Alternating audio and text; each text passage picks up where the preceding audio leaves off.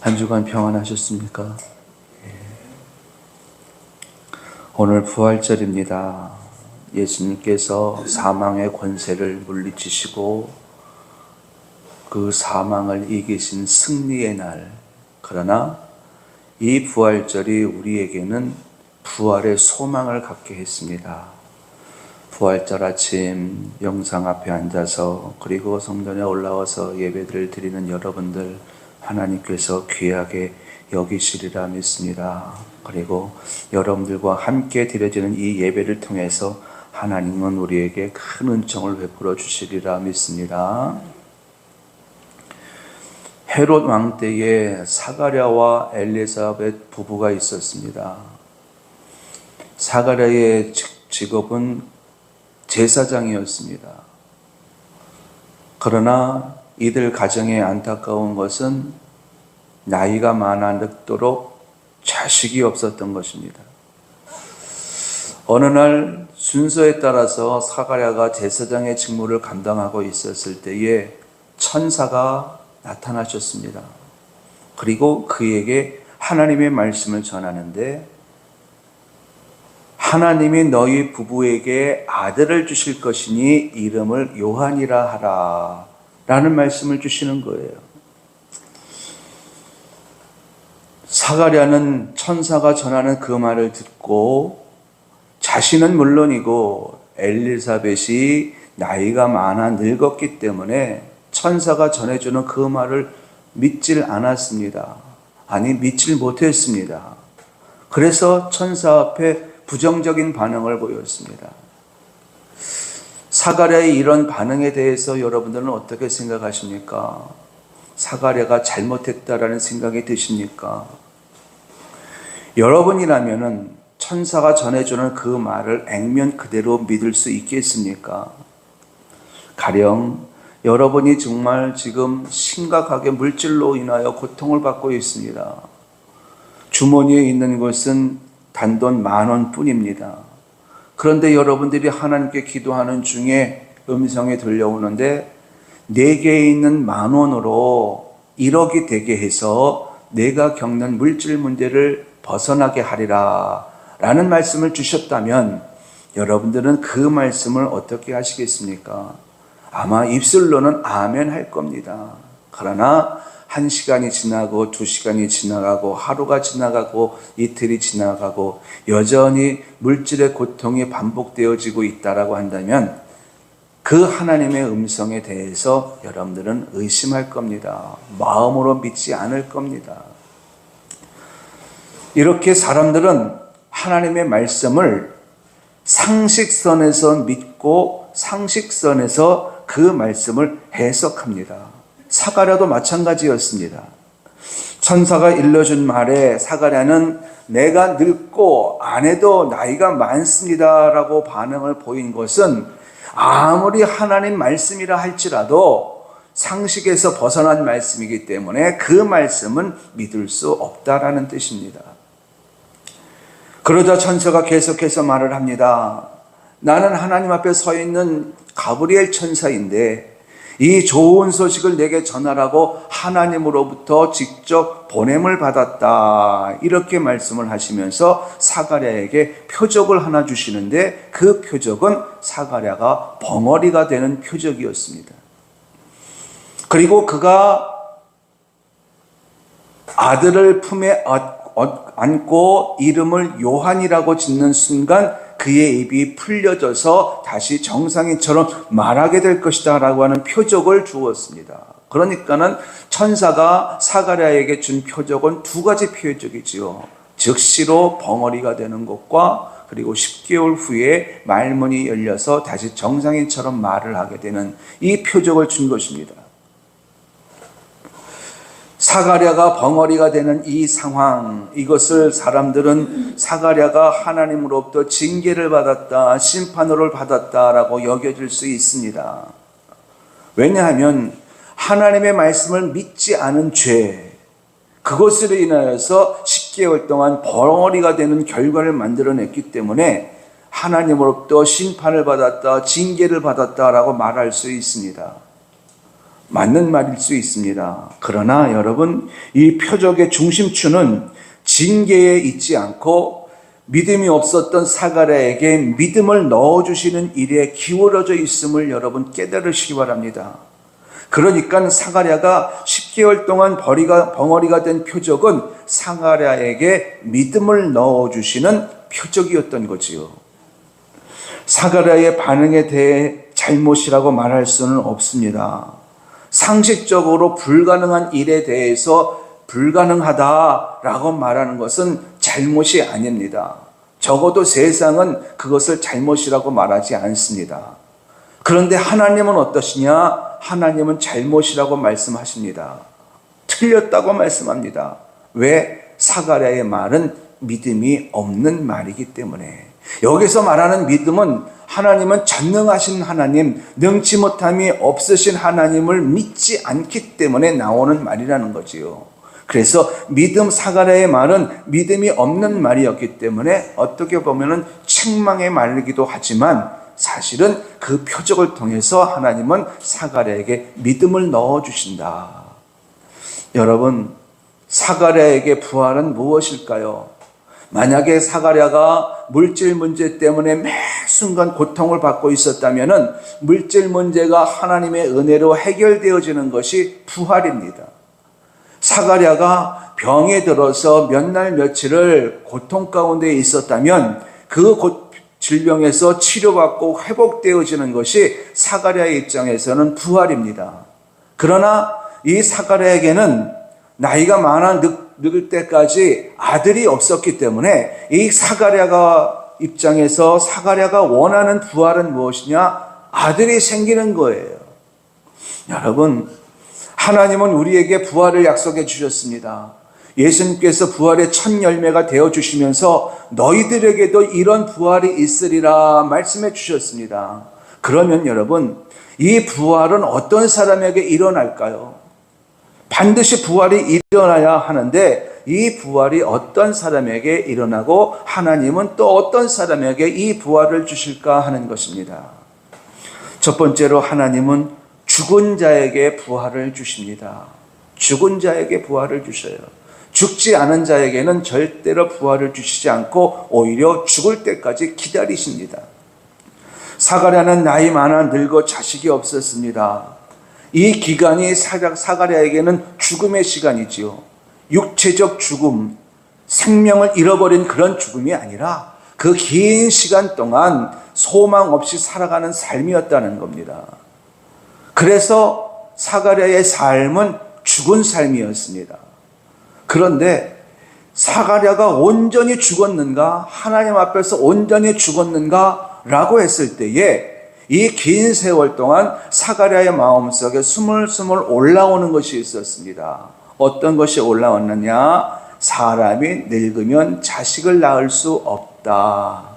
그러므로 나는 아들을 품에 안을 수 없다라는 생각, 이런 마음, 이런 삶의 경험, 지식들이 스물스물 올라오기 시작하면서 사가랴의 마음을 지배하기 시작을 했습니다.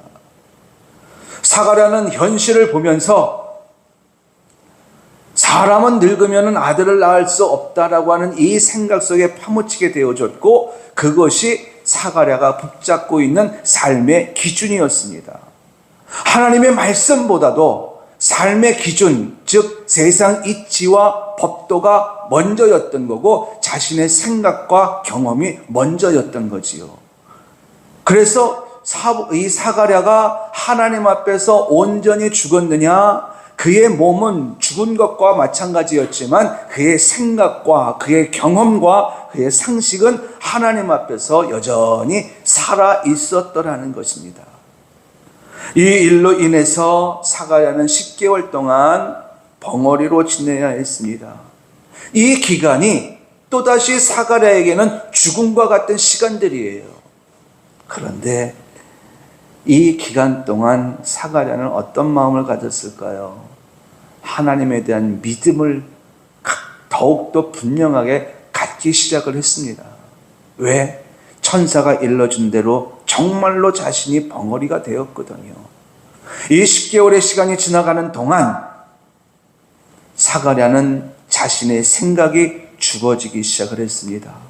자신의 경험도 죽이기 시작을 했습니다. 세상 이치와 법도도 죽이기 시작을 했습니다. 그러니까는 이 10개월의 기간 동안 사가랴는 몸도 죽었지만 그 마음의 생각과 모든 삶의 기준들이 다 죽어지는 기간, 결국 이렇게 10개월이 찼을 때에 온전한 죽음에 이르렀던 그 순간 사가랴에게 아들이라고 하는 부활의 역사가 일어난 줄로 믿습니다. 여러분, 부활이라고 하는 말은 문자적으로 죽었다 다시 살아나는 것을 말합니다. 그러니까는 부활은 완전한 죽음 뒤에 일어나는 사건인 거지요. 사람들은 죽으면 끝났다고 말을 합니다. 죽으면은 소망조차도 다 내려놓아 버립니다. 그런데 하나님의 역사는 어떤 역사냐? 이 죽음 뒤에 부활이라고 하는 축복을 우리를 위하여 예비해 놓고 계셨다는 것입니다. 그래서 죽지 않으면 안 돼요. 죽어야 합니다. 하나님 앞에서 우리는 죽어야 합니다. 무엇이 죽어야 합니까? 우리의 생각이 죽어야 하고, 우리의 경험이 죽어야 하고, 붙잡고 있었던 세상 이치와 법도가 하나님 앞에서 죽어져야 합니다. 말씀드린 대로 사가랴에게 부활은 아들을 얻는 것입니다. 긴 세월 동안 이 사가랴는 아들을 얻기 위해서 이 방법 저 방법 다 써봤을 겁니다. 그럼에도 불구하고 이들이 놓치지 않은 것은 이때까지 하나님 앞에 기도하기를 놓치지 않은 것이지요. 엄밀히 따져보면 하나님께 소망을 두고 기도한 것이긴 하지만 실제적으로 그의 마음속에는 여전히 세상 이치와 법도를 붙잡고 있었던 모습을 우리는 짐작할 수가 있습니다. 중요한 것은요, 이 10개월의 기간 동안 하나님은 이 사가랴의 모든 것들을 죽이는 시간으로 여겨졌다는 거지요. 사가랴의 마음속에 살아있었던 것들이 이제 10개월이 지나가면서 하나씩 믿음으로 바뀌어지고, 그래서 하나님 앞에서 완전히 죽은 상태가 되어졌을 때에 하나님은 그에게 부활을 주신 줄로 믿습니다. 여러분, 하나님은 죽은 자에게 부활을 주십니다. 죽지 않으면 절대로 부활을 주시지 않습니다. 우리가 아무리 부활을 소망한다 할지라도 죽지 않으면 하나님은 우리에게 부활을 주시지 않아요. 그런데 이 죽는 과정이 굉장히 힘들고 어렵습니다. 죽는 과정 속에 뒤따르는 고통이 굉장히 큽니다. 이 고통은 마음의 고통이지요. 그래서 대부분의 사람들이 죽지 않으려고 하고 자기의 생각을 앞세우고 자기의 경험을 앞세우는 사람들이 얼마나 많이 있는지 몰라요. 이럴 때 하나님께서 좀 강제적으로 죽여주시면 얼마나 좋을까요? 그런데 우리 하나님은요, 죽여주시지 않고요, 우리가 스스로 죽을 때까지, 우리가 스스로 붙잡고 있었던 것을 내려놓을 때까지 기다리십니다. 기다리셔요. 아무리 오래 걸려도 우리가 죽을 때까지 내 생각을 내려놓고 내 경험을 내려놓고 세상 이치와 법도를 내려놓을 때까지, 그리고 우리의 마음속에 하나님이면 된다라는 이 생각을 가질 때까지, 그리고 두 손을 높이 들고 하나님 앞에 나올 때까지 하나님은 기다리십니다. 말씀드린 대로 우리가 죽지 못하는 이유가 있습니다. 내가 붙잡고 있었던, 생명처럼 여기고 붙잡고 있었던 그 모든 것들을 내려놓으면 정말로 죽을 것 같고, 그래서 다 끝나버릴 것 같고, 그래서 우리가 죽질 못해요. 그래서 우리가 내려놓질 못합니다. 여기에 마귀는 가만히 있나요? 너희들이 내려놓는 순간 너희들은 끝난다, 끝이다, 이렇게 달콤한 말로, 경우에 합당한 말로 유혹을 하기 때문에 우리는 더더욱 우리의 생각과 경험을 내려놓는다는 것이 굉장히 어렵습니다. 나사로가 죽었을 때에 마르다와 마리아는 죽기 이전 병들었을 때 예수님을 초청했습니다. 그러나 예수님은 4일이 지나도록 그들에게로 가지 않았습니다. 4일이 지나는 동안 나사로가 완전히 죽었고 썩어 냄새나는 지경에 이르렀지요. 사람들은 그 상황 속에서 다 끝났다, 예수님이라도 이젠 더 이상 어찌할 수 없다, 그러니 예수님을 귀찮게 하지 말아라, 이렇게 말할 정도로 소망을 다 내려놓고 아무런 생각 없이 예수님을 맞이했습니다. 그런데 예수님께서 그들의 생각과 그들의 경험과 그들의 모든 수고와 노력을 내려놓게 하시지요. 그리고 네가 이것을 믿으면 영광을 보리라 라는 말씀을 하십니다. 여러분, 우리에게는 이미 첫 번째 부활은 일어났습니다. 우리가 예수를 영접함으로 말미암아 죽었던 우리의 영이 다시 살아나지 않았습니까? 그래서 영혼의 부활은 이미 이루어졌습니다. 이제 육체의 부활은 장차 예수님이 재림에 오시는 날 우리는 신령한 몸으로 다시 부활이 일어날 것입니다. 생명의 부활이지요. 중요한 것은 우리가 육체를 입고 있는 동안 우리가 그렇게도 바라는 삶의 부활입니다. 이 삶의 부활이 풍성하게 일어나길 원하신다면 여러분, 하나님 앞에서 죽은 자가 될 수 있길 예수님의 이름으로 당부를 드립니다.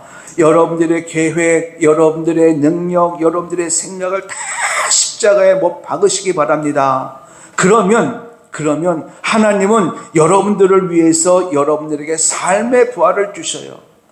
하나님은 내게로 오라, 내게로 계속 내게로 오라 말씀하시는데 우리가 하나님 앞에서 아니요, 하나님께로 하나님께로 가지 않아도요, 내 힘과 능력으로 얼마든지 이 문제를 해결할 수 있습니다 라고 고집피는 사람들에게는 하나님은 절대로 부활을 주시지 않아요.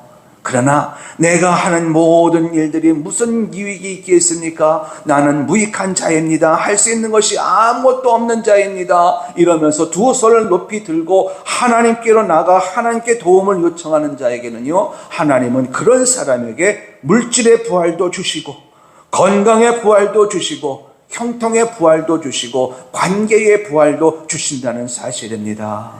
여러분, 우리가 하나님 앞에서 죽어야 하는데, 그런데 무작정 죽을 수 있나요?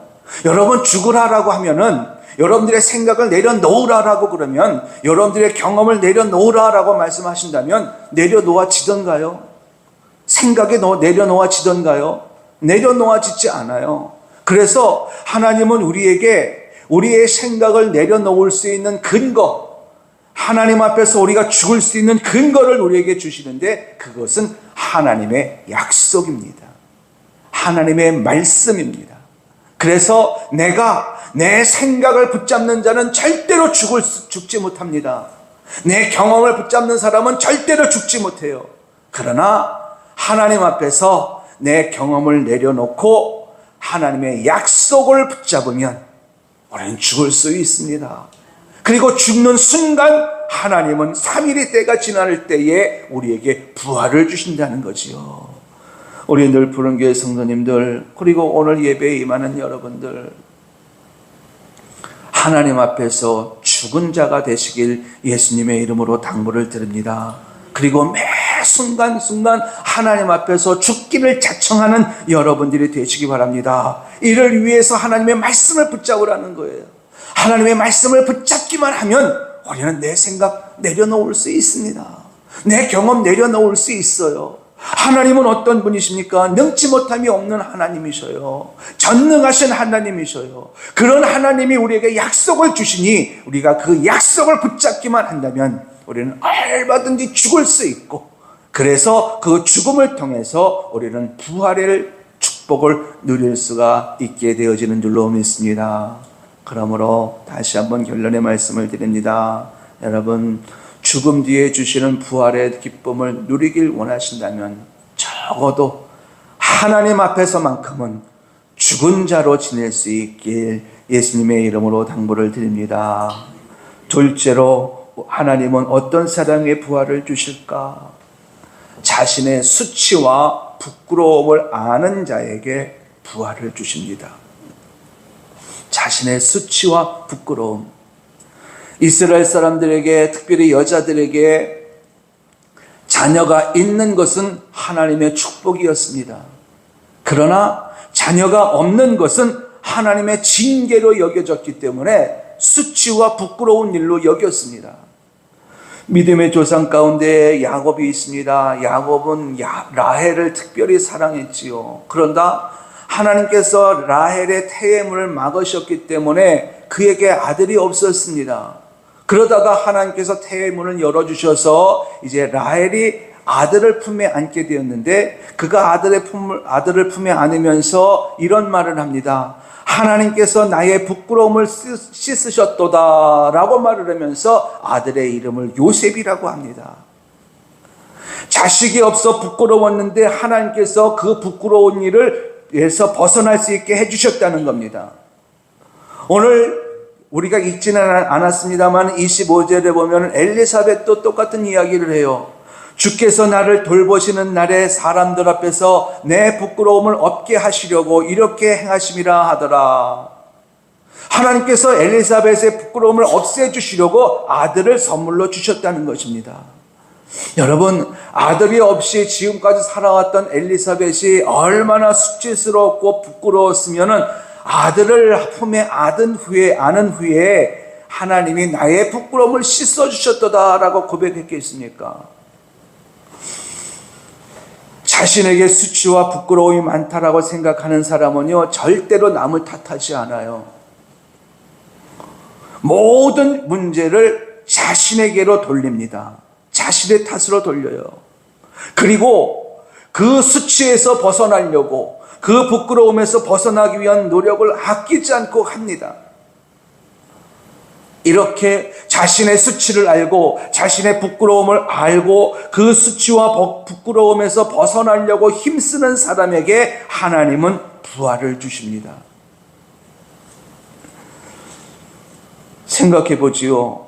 여러분, 우리는 하나님의 자녀입니다. 하나님의 자녀이기 때문에 하나님의 축복 속에 살아야 하는 것이 맞습니다. 그리고 삶의 모습은 세상과 구별된 삶, 이러한 삶을 사는 것이 맞습니다. 그런데 우리 가운데에는 하나님의 축복과 상관없이 살아가는 사람들이 있습니다. 그냥 고생하며 살아가는 사람들이 있어요. 그리고 우리 가운데에는 세상 정욕에 이끌려 사는 사람, 쾌락에 이끌려서 살아가는 사람, 세상 사람들처럼 거짓과 술수와 음행을 즐기며 살아가는 사람들이 있습니다. 결코 하나님의 자녀들이 이렇게 살아서는 안 되는데, 하나님의 자녀임에도 불구하고 세상 사람들보다 더 악한 모습으로 살아가는 사람들이 있더라는 거지요. 이것이 부끄러운 일입니다. 이것이 수치스러운 일이에요. 어떤 장로님이 술집에 갔다고 칩시다. 술을 즐기는 장로님이에요. 그런데 술집에 가서 술을 한 잔 마시는데 그 술집에서 지난주에 처음 나온 성도를 만난 거예요. 이 만남이 이 장로님에게는 굉장히 수치스러운 일이고 부끄러운 일입니다. 그렇게 느껴져야 합니다. 그래야만 다시는 술집에 가지 않을 것이기 때문에. 그런데 이 장로님이 술집에서 그 처음 나온 성도를 만났음에도 불구하고 자신이 장로라고 하는 사람이 술집에 앉았다라고 하는 것이 수치스러운 일로 여기지 않고 부끄러운 일로 여기지 않는다면 하나님은 이런 사람에게는 절대로 부활을 주시지 않습니다. 우리 가운데에는요, 하나님의 자녀이지만 하나님의 축복 속에 살지 못하는 것이 부끄럽게 여기는 사람이 있습니다.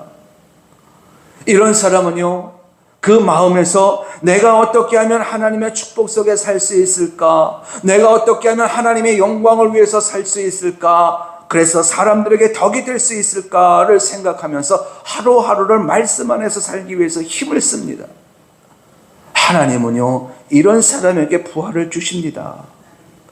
부활은 어떤 사람에게 주시는가? 여러분, 하나님의 자녀답게 살지 못한 것을 부끄럽게 여기는 사람, 세상 사람들처럼 살아가고 있는 자신의 모습을 수치스럽게 여기는 사람, 이런 사람들에게 하나님은 부활을 주셔서 하나님의 영광을 위해서 살게 하시고 맡겨진 직분과 사명을 감당하며 살게 하십니다.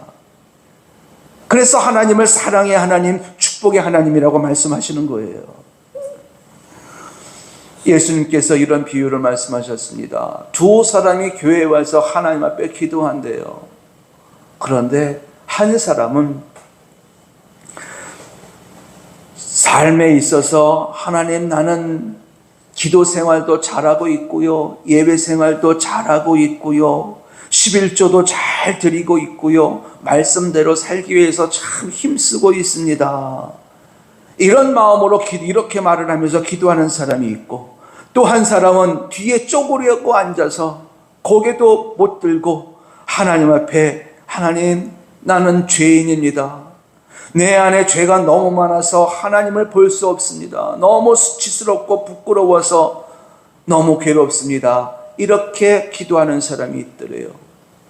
그러면서 하시는 말씀이, 이 두 부류의 사람 가운데에서 첫 번째 사람의 기도는 하나님이 받지 않으시고 두 번째 사람의 기도는 하나님께서 받으셨답니다. 여러분, 자신의 수치를 알고 부끄러움을 아는 사람, 이런 사람은요, 자신의 삶을 돌아보면서 바르게 하려고 하는 의지가 있습니다. 그리고 하나님은 이런 사람에게 부활을 주셔서 온전하게 하나님의 축복 속에 살아가도록 만들어 주십니다. 여러분, 죄와 구별된 삶을 사는 것, 하나님의 말씀대로 사는 것, 그리고 나에게 주어진 직분과 사명을 감당하며 살고자 힘쓰는 것, 이것은 너무 귀한 일이지만 이렇게 살지 못한다는 것은 하나님 앞에서, 그리고 사람들 앞에서 수치스럽고 부끄러운 일입니다. 여러분, 적어도 하나님 앞에서 부활을 소망하는 여러분들이라고 한다면, 내가 세상 사람들처럼 살고 있다면 그 모습에 부끄러워하고 하나님보다도 내 생각을 앞세우고 있다라고 한다면 그것을 부끄럽게 여길 수 있는 저와 여러분들이 될 수 있기를 예수님의 이름으로 축원합니다. 우리가 그렇게 해야 하는 이유는 하나님은 이런 사람들에게 부활을 주시기 때문에 그렇습니다. 마지막으로, 하나님은 어떤 사람에게 부활을 주시는가? 말씀드린 대로 영혼의 부활은 이미 우리에게 일어났습니다. 우리의 육체의 부활은 예수님이 재림하시는 날 이루어질 것입니다. 이것은 변하지 않아요. 이것은 변하지 않습니다. 그러면은 우리가 바라는 삶의 부활은 언제 일어날까? 하나님은 육체를 입고 살아가는, 육체의 장막을 입고 살아가는 우리들에게 어떻게, 어느 때에 부활을 주실까? 가장 중요한 핵심적인 메시지입니다. 여러분, 믿는 자에게 부활을 주십니다. 믿지 않으면 부활은 일어나지 않아요. 그러나 믿으면 하나님의 때에 반드시 부활은 일어납니다. 하나님은 천사를 통해서 사가랴에게 부활의 기쁨, 부활의 소식을 전해 주었습니다. 그러나 사가랴는 어떻게 했습니까? 믿지 않았습니다. 그리고 벙어리가 되었습니다. 믿지 않은 결과지요. 사가랴는 천사와 대화를 나눈 직후 성전 안에서 직무를 다 한 후에 아내에게로 달려갈 것을 생각했을 거예요. 천사와 대화를 나누고 난 직후에 사가랴는 벙어리가 되었습니다. 벙어리가 되는 순간 사가랴는, 천사가 일러준 말이 사실이었구나. 하나님이 나에게 아들을 주신다는 말도 사실이겠구나. 이렇게 믿음을 갖기 시작을 했습니다. 사가랴는 제사장의 직무를 다 하고 이제 집으로 돌아가서 아내 엘리사벳에게 이런 말을 하고 싶었을 거예요. 여보, 하나님이 우리에게 아들을 주신대. 이제 하나님께서 우리에게 부끄러움을 없게 해주실 거야. 이런 말을 하고 싶었을 거예요. 그런데 사가랴는 이미 벙어리가 되어 있기 때문에 이 말을 할 수가 없고 결국 서판에 써서 이런 사실을 전했을 겁니다. 자, 그런데요, 한 천사가 사가랴에게 나타나서 하나님이 사가랴 내게 아들을 주시리라 이름을 요한이라 하라 이렇게 말씀만 주셨다면, 벙어리가 되는 표적이 일어나지 않게 하셨다면 이 사가랴가 어떻게 했을까요? 집에 가서 아내에게 이렇게 말했을 겁니다. 여보, 오늘 성전에서 내가 제사장의 직무를 다하는데 천사를 만났어. 근데 그 천사가 일러준 말이 우리에게 아들이 있을 거래. 아니, 아무리 하나님의 말씀을 전하는 천사라 할지라도 말이 되는 이야기를 해야지. 우리가 이미 늙었는데 어떻게 아들을 낳을 수 있겠어? 그런데도 천사가 우리에게 아들이 있을 거라네. 이러면서 지나가는 듯 말을 했을 겁니다. 사가랴가 이렇게 말을 했다면 그것은 하나님을 망령되이 여기는 것이고 하나님의 말씀을 믿지 않는 것이고 하나님을 대적하는 일입니다. 이런 사가랴에게 하나님은 부활을 주시지 않았을 것이고요. 그런데 하나님은 사가랴에게요 부활을 주고 싶었습니다. 그 입술에 범죄하지 않도록 하시려고 벙어리가 되게 하신 겁니다. 이 표적을 통해서 사가랴에게 부활의 믿음을 갖게 하시려고 하나님은 사가랴를 벙어리가 되게 하신 거지요. 그러니까는 벙어리가 되게 하신 것이 하나님은 사가랴에게 믿음을 넣어주시는 하나의 과정이었던 겁니다. 처음에 사가랴는 믿음이 없지 않았습니까? 믿음이 없었어요. 믿지 않았어요. 그런데 표적을 통해서 하나님이 믿음을 넣어주시니 이 사가랴가 믿음의 사람이 되어져서 마침내 아들을 품에 안고 이름을 요한이라고 지어라 라고 이야기를 하더라고요. 그 순간 사가랴의 입이 풀어지더라고요. 여러분, 하나님은 우리에게 해가 되는 것은 절대로 주지 않습니다. 하나님은 우리에게 돌멩이를 주시는 분이 아니에요. 하나님은 우리에게 뱀을 주시는 분이 아닙니다. 하나님은 아무리 악할지라도 우리에게 떡을 주시고 고기를 주시는 분이십니다. 항상 좋은 것 주기를 기뻐하시는 하나님이셔요. 그렇기에 하나님이 우리에게 주시는 것을 우리는 아멘으로 받기만 하면은 버릴 것이 없습니다. 우리가 신앙생활을 잘하고 있는데 벙어리가 되는 것 같은 고통이 찾아올 때가 있습니다. 갑자기 원치 않는 일이 생길 때가 있더란 말씀입니다. 이럴 때에 하나님을 원망할 것이 아니라 하나님이 나에게 믿음을 더하여 주시려는구나 라고 생각할 수 있는 여러분들이 되시기 바랍니다. 사가랴가 벙어리가 된 것은 부정적인 말을 하지 않게 하시려고, 믿음 없는 말을 하지 않게 하시려고 그렇게 하신 것이고, 믿음 없는 말을 하는 사가랴로 인하여서 주변 사람들에게 악영향을 주지 않게 하시려고 하나님은 사가랴를 벙어리가 되게 하는 그 표적을 주신 거지요. 말씀을 정리해 보지요. 여러분, 부활은 죽은 자에게만 일어납니다. 부활은 부끄러워하는 자, 수치스럽게 여기는 자에게만 부활이 일어납니다. 또 부활은 믿음이 있는 사람에게만 부활이 일어납니다. 이 세 가지 요소가 잘 갖추어졌을 때에 하나님은 우리에게 약속하신 대로 부활의 기쁨을 누리게 하실 거예요. 그러므로 하나님께서 여러분들에게 말씀을 주신다면, 하나님께서 여러분들에게 사건을 주신다면 그 사건의 내용을 파악할 것이 아니라 무조건 아멘 할 수 있는 저와 여러분들이 될 수 있길 예수님의 이름으로 축원합니다.